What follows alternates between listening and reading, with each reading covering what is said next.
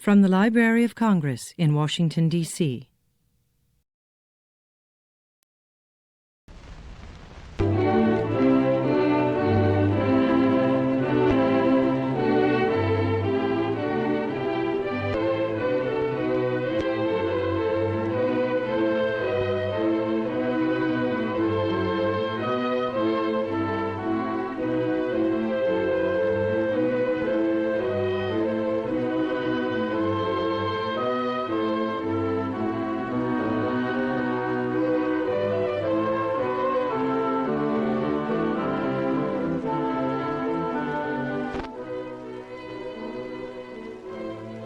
Sanctuary, refuge, hospital.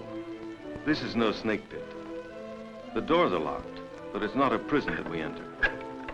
For these locks are meant to protect patients. They open as though by magic when the sick no longer need the safeguards of hospital care. In the meantime, those who carry the keys are not guards. Joe Fuller, psychiatric aide, is no man's keeper but his own, his living. This ward is his work world. It's a strange world to us.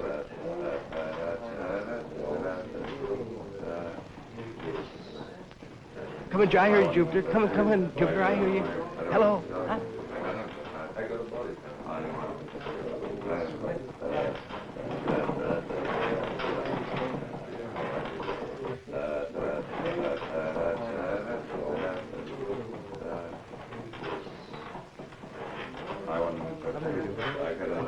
I don't read you, Jupiter. Hello, Jupiter. Jupiter!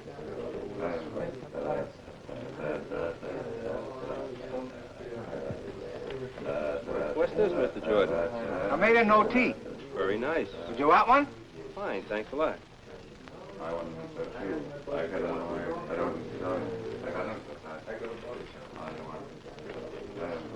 That's right. Throw away those chains. We don't like chains around here. Do we, boys? Yeah, boy.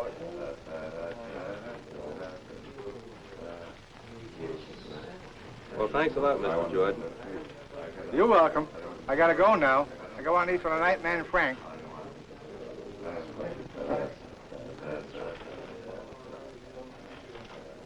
Hey. Jordan's a lot easier to take since he started occupational therapy. Yeah, gives him a chance to work off a lot of steam. Nice court, isn't it? Yeah.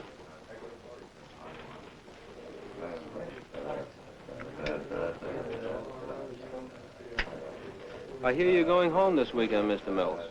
Yep, and maybe for longer than that. Good. I'll be glad to go home. It's been almost a year now. And you know, Joe, I was as bad as that guy over there when I first came here.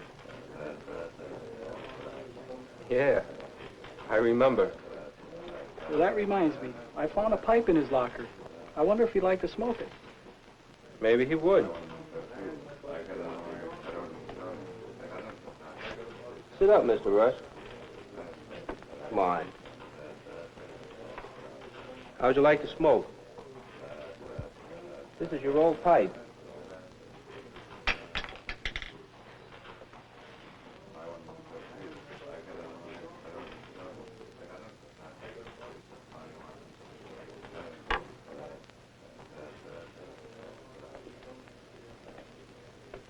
Perhaps later. Perhaps next time. Of all the tools in Joe's work kit, time is the most useful. The ability to accept time as an ally is usually called patience. Joe has learned to be patient. Patient as a mother. Patient as a nurse. At times it must seem to him as patient as Job himself. For Joe's charges, like children, have many conflicting needs according to their personalities, their states of illness, their physical conditions, their momentary whims. The aide is the only constant human being in an environment marked by inconstancy. When one man delights in harmless mischief, another must be protected from his antics. Sometimes one can help another, a sign of his own improvement. But more often, it's Joe's personal attention that's wanted. His word, his touch. Sometimes a bemused prodding. A gentle reminder where he is. While others seem to have lost all memory of the simple tasks they learned as children.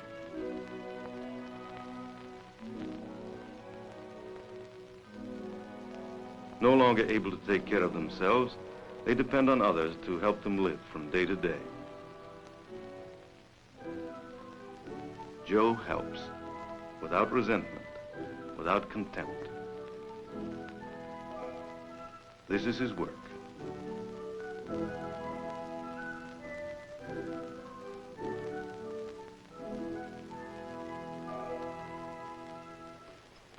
Dr. Brand, this is Mr. Hart, a new psychiatric aide. I'm bringing him up on this ward because you're so short-handed. We sure can use him. Glad to meet you. This is Miss O'Malley. She's the nurse in charge in this ward.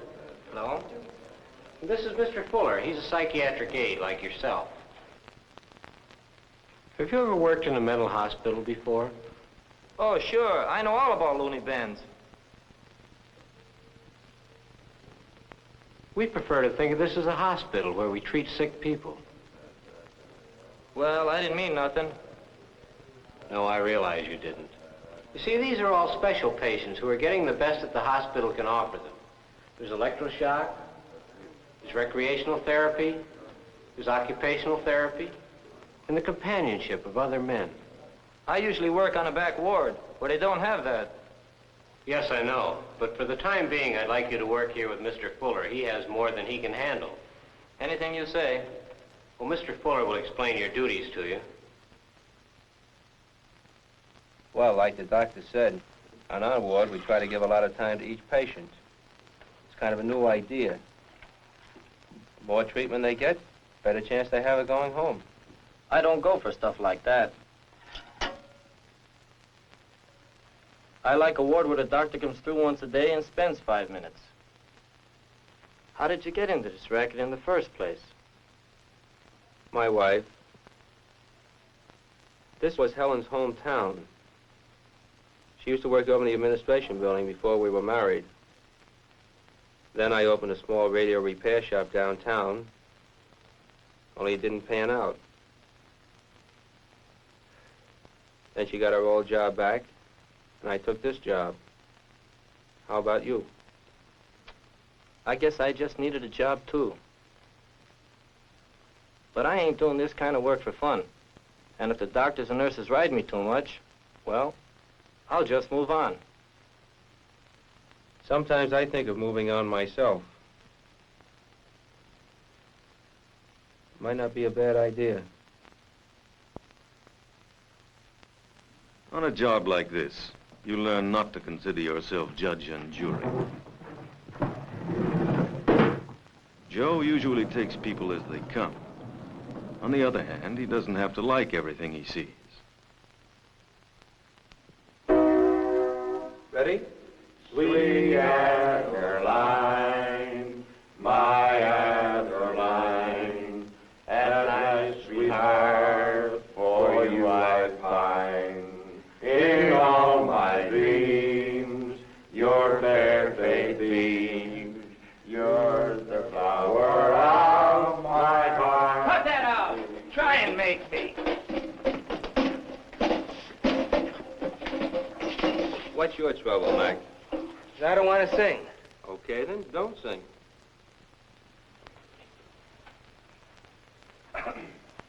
Go ahead, Bill. All right, men, I've been working on the railroad.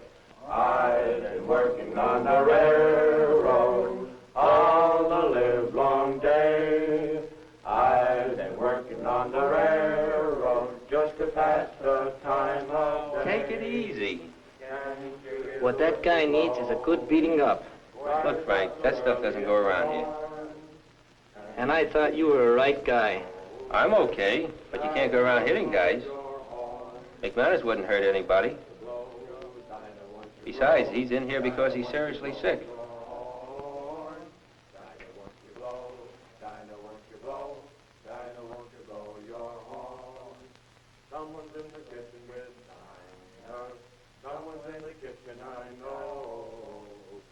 in the kitchen with Dinah, drumming on the old banjo. Dee-fi, diddly-di-yo, dee-fi, diddly-di-yo, dee-fi, diddly-di-yo, drumming on the old banjo. Dinah wants to blow, Dinah wants to blow your horn. Dr. Brand usually confers with the nurse and the aide after his morning visit with the patients. I'm afraid I'm going to have to transfer some of your men off the ward. How about some of those who haven't responded to treatment? Well, Doctor, there's old Mr. Novins. He's had over 50 electric shock treatments, and there's no change at all.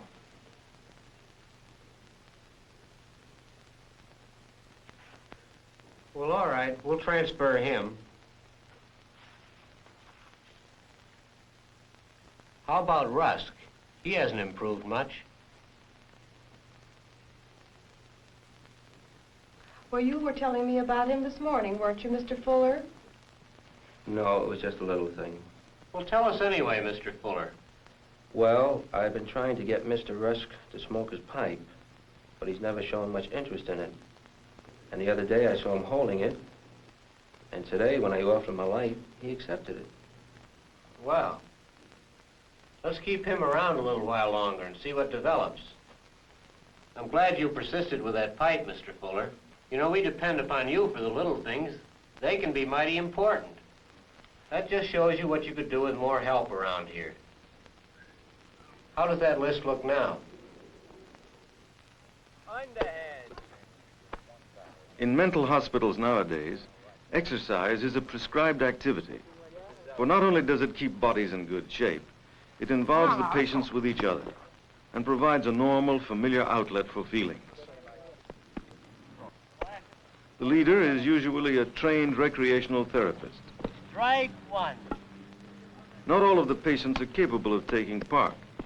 Some of them can't coordinate sufficiently to throw a ball. Others are unable to maintain interest in anything outside themselves. But the games bring the men out of the wards and into the sunshine.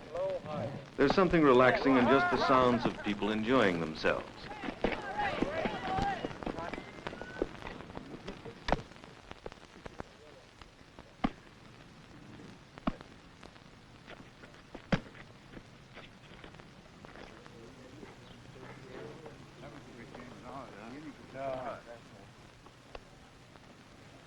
Thank you, Harry. Harry? Mr. Rusk had talked. Joe was so surprised and perplexed that he never knew who won the game that afternoon. Come on. A few days later, he was attending one of the classes that are part of an aide's training in the care of the mentally ill. Dr. Brand was discussing the dynamics of identification. Even our rules for living are designed to reach the patient with what for him is an unbelievable idea, that he can trust us. Common sense suggests that you begin by always behaving in a way that makes you his friend, not his enemy, even when you think he's incapable of understanding what you're doing. You can also try to know the patient as a human being, liking what is likable about him, understanding what is not likable about him. If we remind him of someone who made him suffer, he'll mistrust us. And if we remind him of someone he liked, he may come around to trust us. Yes, Mr. Fuller. The other day, one of my patients, Mr. Rusk, down in recreational therapy, he fumbled a ball. And when I picked it up for him, he thanked me, and he called me Harry. I was wondering who Harry was. Does anyone any ideas? Mr. Jackson? It's possible that this Harry is someone that Mr. Rusk had played ball with in his younger day. But he's in his 50s. That would have been a long time ago. Although maybe he was thinking back on happier times. Sometimes they do that. They do indeed. You can check with one of the social workers, Mr. Fuller. Find out if there's a Harry in the family. But no matter what you find out, I suggest you spend a little more time with him.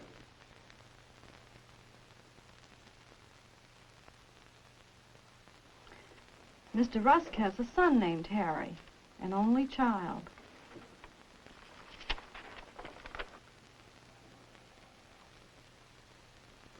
Wait a minute. The boy was killed in action in the Pacific. That's it.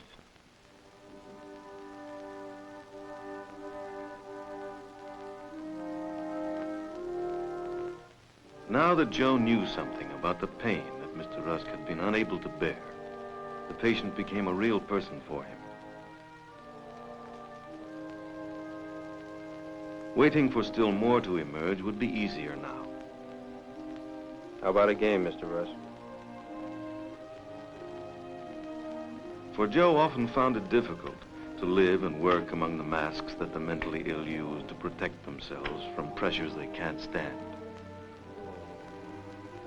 They like the formal relationships of card playing or checkers because the rules don't change. Each act does not become a problem involving feelings.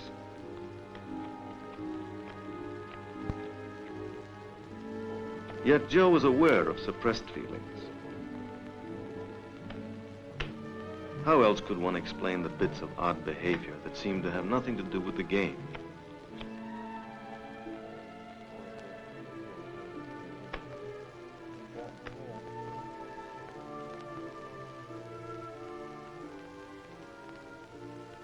It's your move, Mr. Rusk.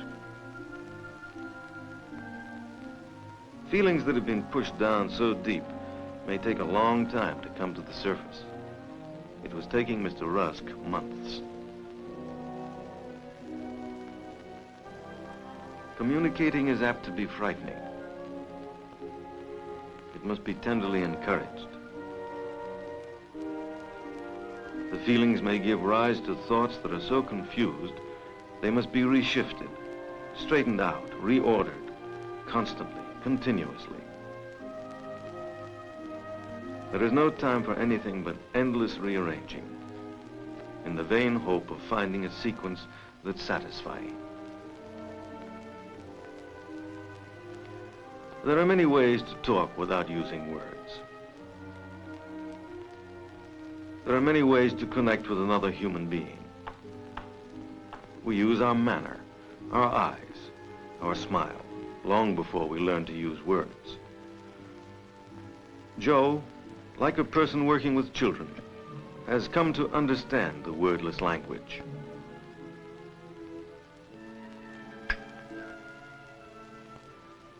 Many of his patients never talk, but they will express feeling. Many of his patients seem not to understand, yet Joe must find a way of getting them to do what is necessary for their health and welfare. Patients can be handled physically without violence.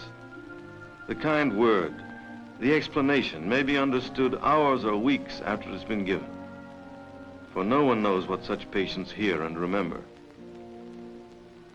Mr. Rusk took 3 months to make his first move. Another 3 were spent in getting up the courage to play hard enough to win.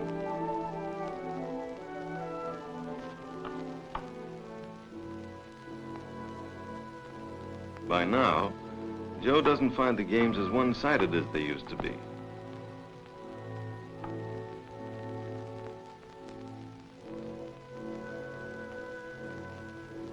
The miracle of a man coming to life is slow, but no less wonderful for that reason. One by one, he regains the little skills by which a human being moves toward relative independence. It can be a delicate, difficult process. We can only follow it from the outside.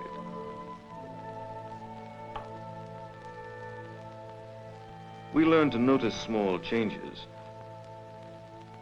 but their why and how remain a secret. Growth is always wonderful. Mr. Rusk, this is our clothes room. This is where you'll be working, if you like it. Now, this will be your job. Folding trousers. Just let the legs hang down like that, fold it over on itself. And each one is marked. There's a size, 34.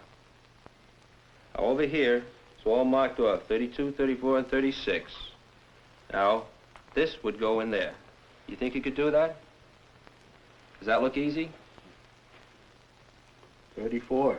That's right. That's it. It was almost a year before Mr. Rusk could venture out of his shell. You know, when I called you Harry the other day, you must have thought I was crazy. Well, I must be crazy. I wouldn't be here.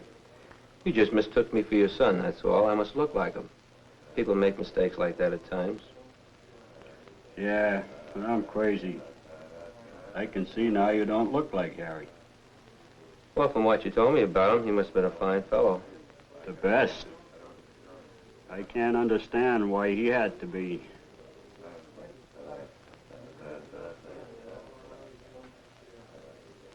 Think nothing much mattered after that.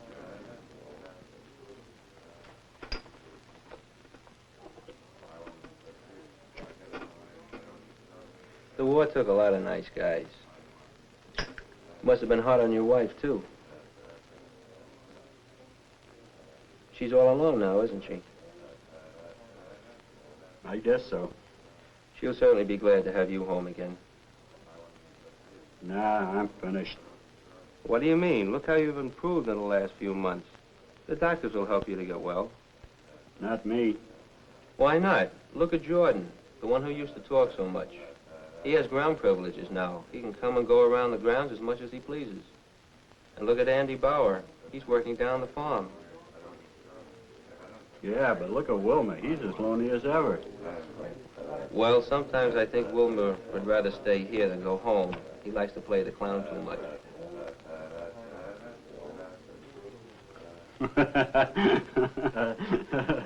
That's the first time I've heard you laugh. Well, feels good to laugh.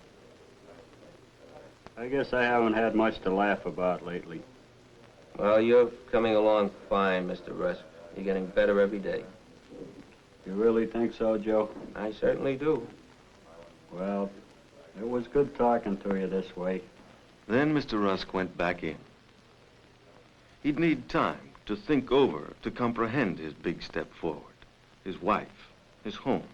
He'd have to think about them.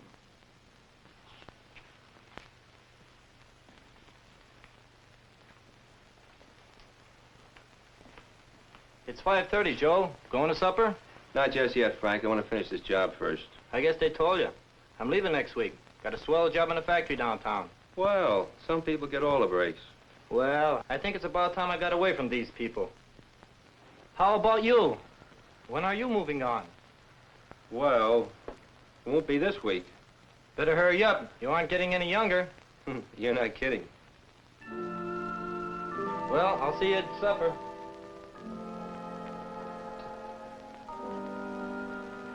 Mr. Rusk, what's the matter?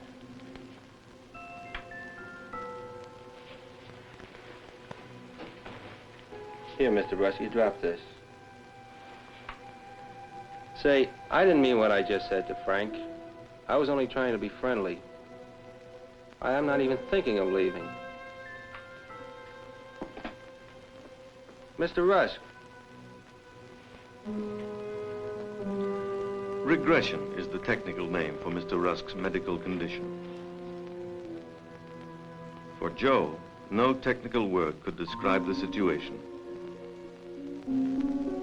After a year of patient, careful work, day by day, hour by hour, he's back at the beginning. The elaborate bridge over which Rusk had been moving toward health, the bridge of which Joe himself was part, has come crashing down.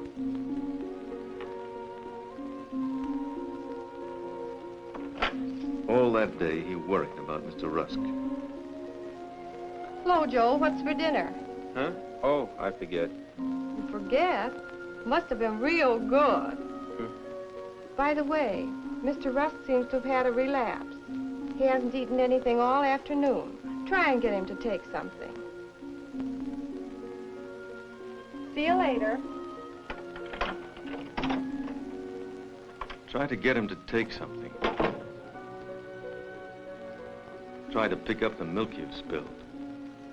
Try to remake the statue you've dropped. It was even worse than it had been at the beginning. Then Mr. Rusk had been angry at the world. Now Joe felt that the anger was all focused on him. What's more, he felt he deserved it. What to do about it? He could go home and try to forget about Mr. Rusk, or he could tell Dr. Brand the whole story.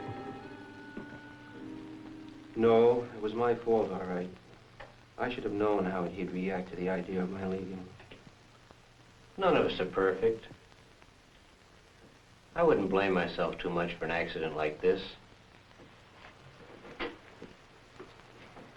Have you been thinking about leaving? No. Well, I must admit that I have thought about it off and on. But you know how it is, Doctor. You get to know some of these patients, you get to like them, some of them. Patients like Mr. Rusk, a few others, you get better. I thought I was in something real big for a while, something where I was doing some good. And I messed it all up. Don't worry so much, Joe. This might be the most important thing that's happened on your job here. Do me a favor. Forget Mr. Rusk tonight and take your wife to the movies. Mr. Rusk will still be here tomorrow when you come on duty.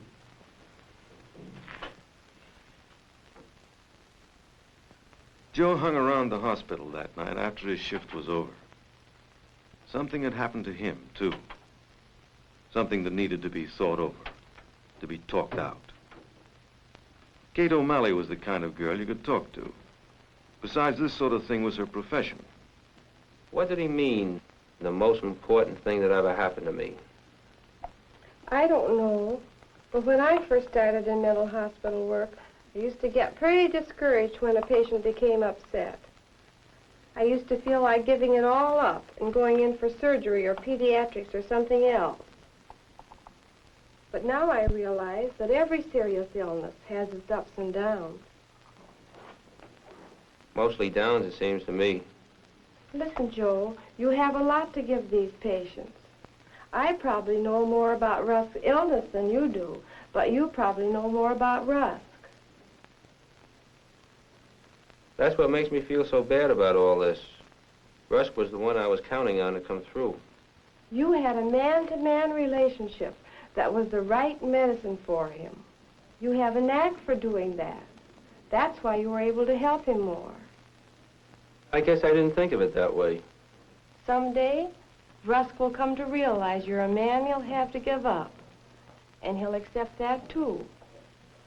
You deserve a lot of credit for reaching Rusk when the rest of us failed. It's no easy job. No, but it's not a bad one either. Depends on who's doing it.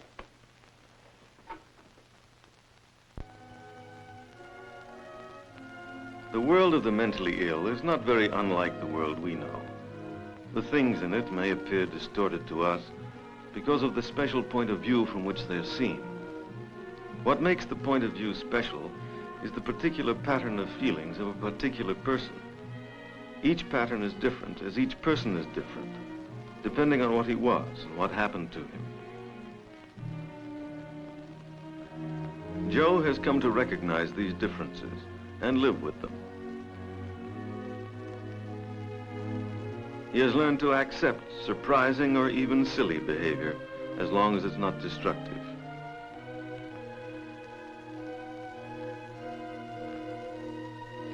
He has really come to like what is likable and to try to understand what is not likable.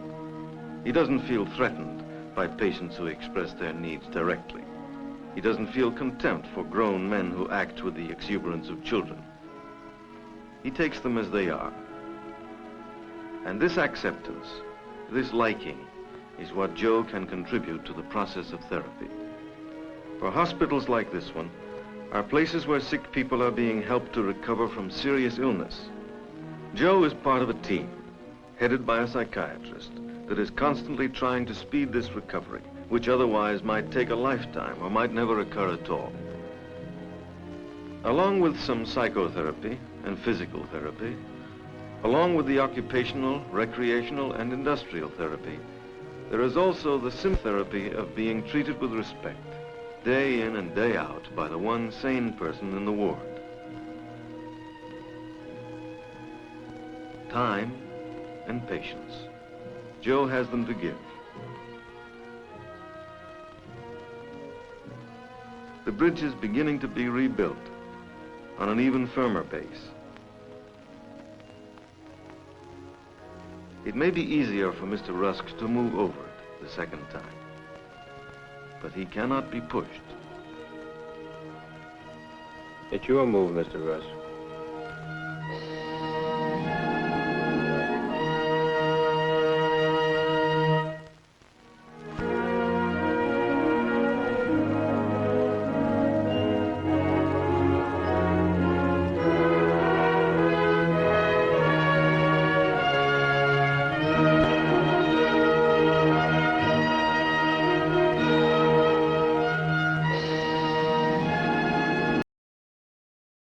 This has been a presentation of the Library of Congress.